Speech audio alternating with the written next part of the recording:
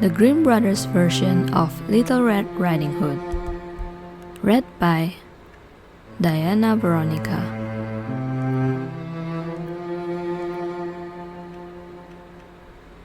There was once a sweet little girl who was loved by everyone. Her grandmother gave the child a beautiful riding hood made of red velvet. That's why everybody called her Little Red Riding Hood. One day, her mother said to her, "Listen, my child, I have packed a bottle of wine and a cake into this basket. Take them to your grandmother. Hurry and don't leave the path, and remember, don't talk to anyone." Little Red Riding Hood promised, "I will do everything right, don't worry." And merrily she set off. Her grandmother lived far into the forest, half an hour's walk from the village. As Little Red Riding Hood came into the forest, she met a wolf.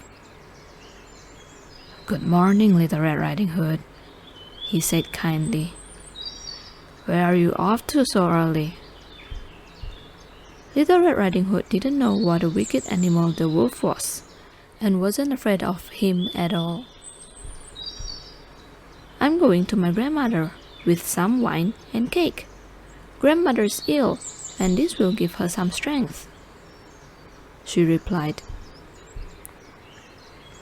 "Where does your grandmother live?" the wolf wanted to know. "It's not far from here," said Little Red Riding Hood. "Her house stands under those 3 large oak trees in the middle of the forest." "Well, well," said the wolf, smiling. For a little while he trotted along with the little girl. Then he said slyly, "Look at those pretty flowers, Little Red Riding Hood. Look around and listen how sweetly the birds are singing. You run as if you had to go to school." Little Red Riding Hood looked around and saw the sun rays that glimmered through the trees, and there were so many pretty flowers.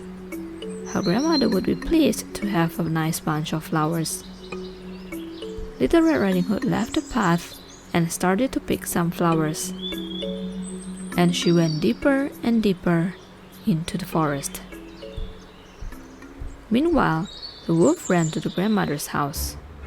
He knocked at the door and called, "Grandmother, it's me, Little Red Riding Hood.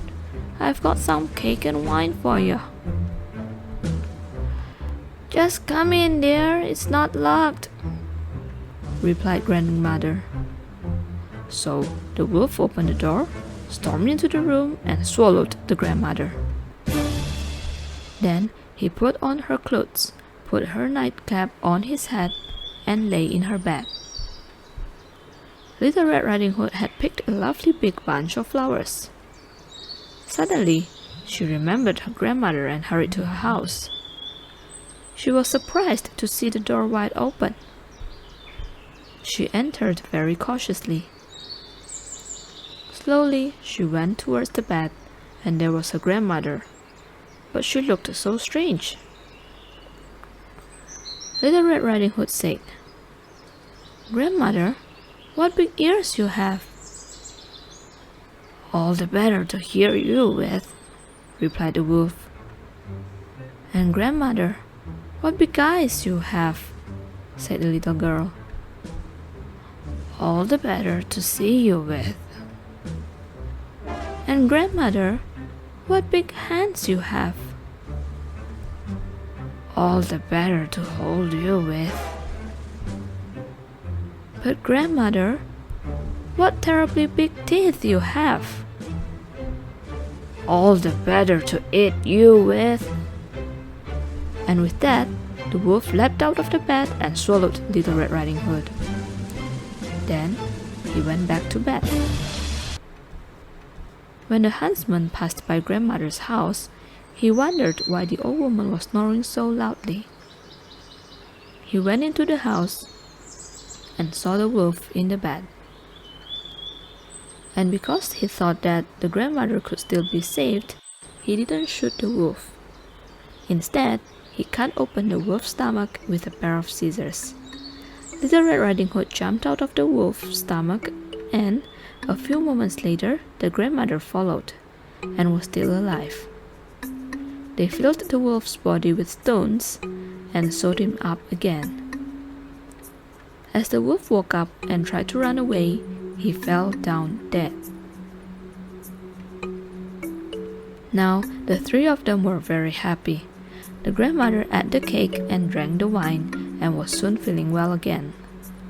Little Red Riding Hood promised her grandmother, "Never again will I leave the path when Mother had forbidden it."